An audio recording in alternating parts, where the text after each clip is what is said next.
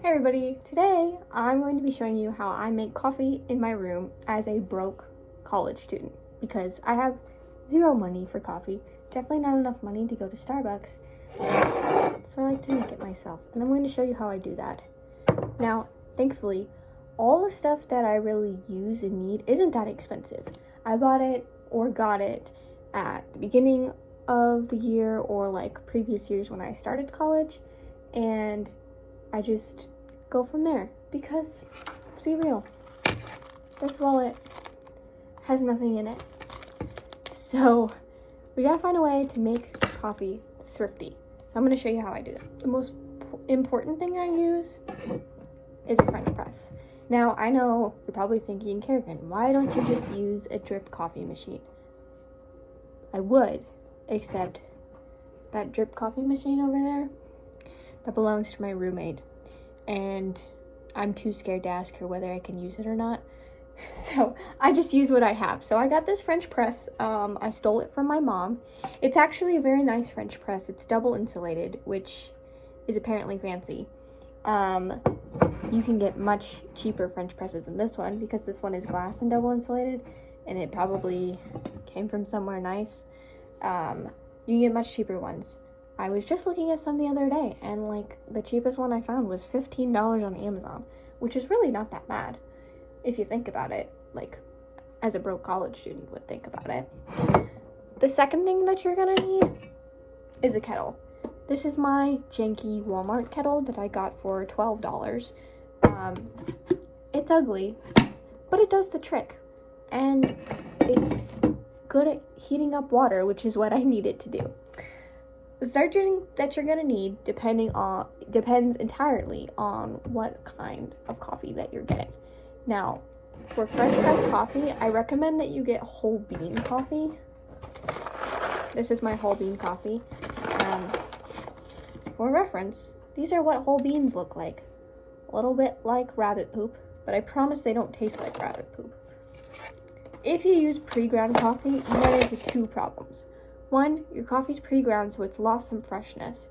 Two, it could be ground too finely, and then your coffee grounds start coming up through the filter, and that's gross. Nobody wants to be drinking coffee grounds. It'll be like you have coffee-flavored Pop Rocks in your mouth. Not fun. Now, if you're getting whole bean coffee, you need a coffee grinder. And blessings to you, because coffee grinders for French press are really inexpensive.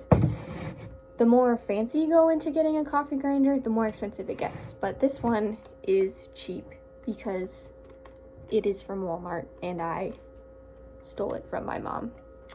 And she got it for $15, if I remember correctly. And this is a pretty nice one for a cheap Walmart coffee grinder. The lid comes off and everything. It's got different settings, which is really nice. You don't have to go get a fancy $2,000 coffee grinder like we have at the coffee shop that I work at. So that's a bonus. So really, all you need is coffee beans, a French press, coffee grinder, and a kettle. And then a cup, obviously. So I'm going to show you how I make coffee. Alright, so first things first, you gotta heat some water and throw it in your kettle. That should be about enough. Now you just wait for it to heat up. Well, that's heating up. We're gonna grind some coffee. Now, ratios are an important thing when you're talking about making French press. But here, I'm not really focused on making French press super accurately. I'm focused on making French press as fast as I possibly can because I'm going to classes and I really need to wake up, so I need my coffee. Now, this grinder is really loud, and most coffee grinders are. So if you're gonna coffee grind and your roommate is asleep, you should probably do it out in the hall.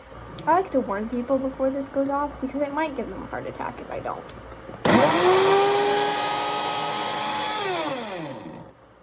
Alright, so while our water is boiling, we're going to grind our coffee beans. So, I fill it up about halfway.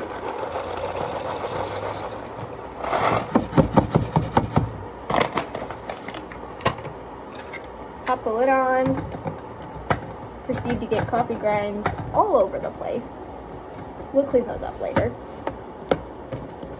All right, and for French press, like I said, you need a coarse grind. So there's coarse. I don't do the timer thing because I don't remember how it works. And then you just press the button.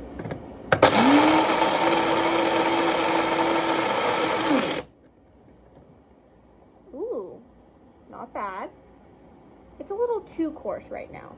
You don't want to see whole parts of the shell or bean. See, I can still see a lot of little beans in there. We don't want that. We don't want it to be too fine, but we also don't want it to be too coarse. Otherwise, you're not going to get that much coffee extraction. Oh look, our water's boiling.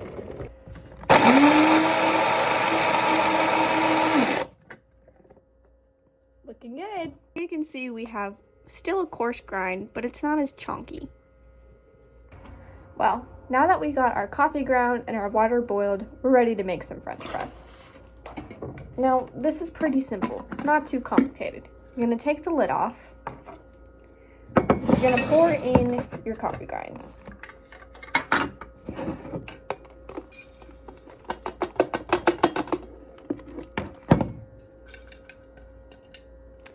That's a good amount in there. It'll probably give me about 2 to 3 cups of coffee. And I don't need to drink that much coffee, but we're gonna see how much we actually get down. Now that you got your coffee grinds in there, this is what you wanna do. Take some hot water, pour it in, but you're not gonna fill it up. You're gonna let it kind of bloom like this, and then you're gonna give it a good stir. I just use this old chopstick that I have lying around. You wanna get all of those coffee grounds wet with the hot water. Oh, that smells amazing. Can you smell this? All right, there we go. Now we're gonna let it bloom. I like to let it bloom for about 3 minutes. I think it gives me a really good extraction of the coffee beans. And you probably wanna wash this off. I don't recommend licking it. All right, so our coffee has now bloomed and it looks not delicious, but it smells really, really good. So now what we're gonna do, since it's been 3 minutes, is pour the rest of the hot water in. There we go. Give it another good stir, just to make sure all those coffee grounds go together.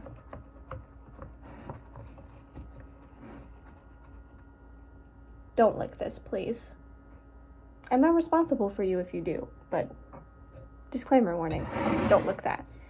Now, be careful. You did just push boiling hot water in here. Mine's double insulated, so I don't have to worry about burning yourself, but please don't burn yourself.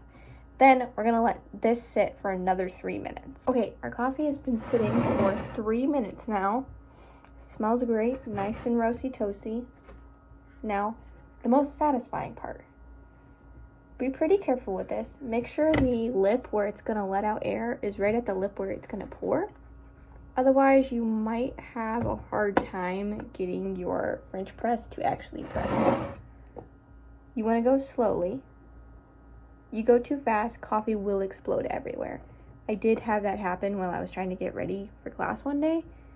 It was not a pleasant ordeal. So here you can see that the filter is taking all of the beans to the bottom and leaving our coffee at the top. Pretty good. Once it's all there, squish down, you have plenty of coffee to enjoy. Now, I have some creamer because I can't handle coffee black. So, gonna make a nice cup of coffee in my dorm for pretty cheap. You can also refrigerate this and it'll last. Tastes pretty good as iced coffee.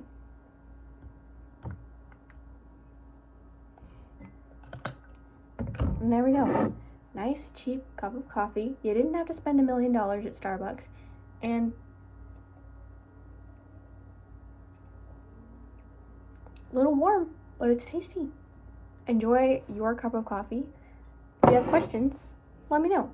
All this stuff you can get relatively inexpensively. And it's not hard to enjoy a good cup of coffee in your dorm room without having to worry about a lot of other things. Thanks for joining me and for watching with me today. Hope you liked it.